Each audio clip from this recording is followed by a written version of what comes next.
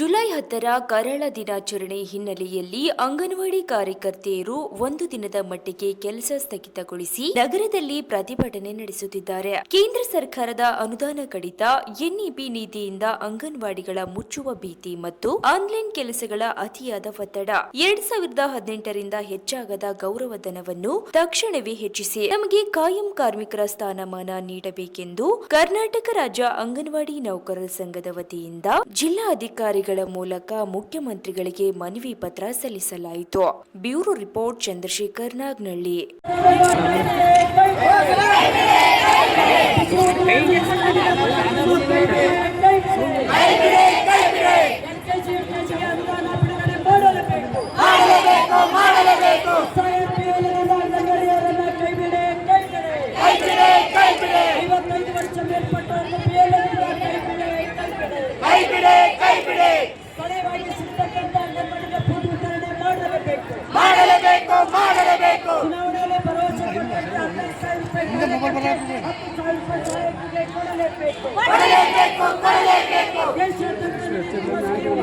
ಮನವಿ ಪತ್ರ ಕೊಡ್ತಾ ಇದ್ದೀವಿ.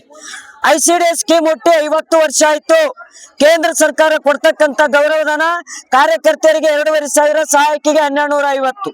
ಅದೇ ತರ ಬಿಸಿ ಊಟ ನೌಕರದಾರರು 26 ವರ್ಷದಿಂದ ದುಡಿತಾ ಇದ್ದಾರೆ. ಅವರಿಗೂ ಕೊಡೋದು ಕೇಂದ್ರ ಸರ್ಕಾರ ಬರೀ 1500 ರೂಪಾಯಿ ಮಾತ್ರ.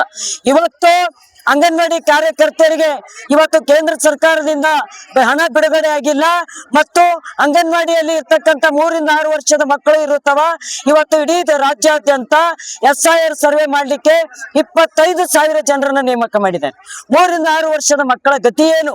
ಇವತ್ತು ಹಲವಾರು ಕಿರುಕುಳ ಮತ್ತು ಅಂಗನವಾಡಿಯವರಿಗೆ BP, sugar, heart operation, kidney ಇಂತ ಇದ್ರೂ ಕೂಡ ಇವತ್ತು ಒತ್ತಡ ಹಾಕಿ ಇವತ್ತು ಕೆಲಸ ಮಾಡ್ಕೊಳ್ತಾ ಇದ್ದಾರೆ.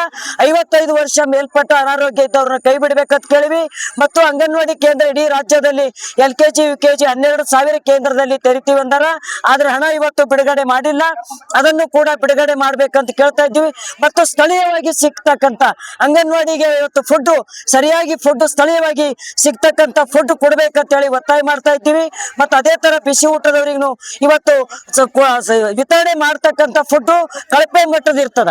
ಅದು ಇವತ್ತು ಮಾಡಿ ಹಾಕಿದ್ರೆ ಇವತ್ತು ಅದನ್ನೇ ನೆಪ ಇಟ್ಕೊಂಡು ಇವತ್ತು ಬಿಸಿ ಊಟ ನೌಕರದಾರನು ಕೂಡ ಇವತ್ತು ಕೆಲಸದಿಂದ ಕೈ ಬಿಡ್ತಾ ಇದ್ದಾರ. ಒಟ್ಟಾರೆಯಾಗಿ ಇವತ್ತು ಅಂಗನವಾಡಿ ಅವರನ್ನ ಕಾರ್ಮಿಕರೆಂದು ಪರಿಗಣನೆ ಮಾಡಿದ್ರೆ ನಮಗೆ ಕನಿಷ್ಠ ಕೂಲಿ ವ್ಯಾಪ್ತಿಯಲ್ಲಿ ನಾವು ಬರ್ತೀವಿ. ಕಾರ್ಮಿಕರೆಂದು ಪರಿಗಣನೆ ಮಾಡ್ಬೇಕಂತ ಹೇಳಿ ಇವತ್ತು ನಾವು ಒತ್ತಾಯ ಮಾಡ್ತಾ ಇದ್ದೀವಿ.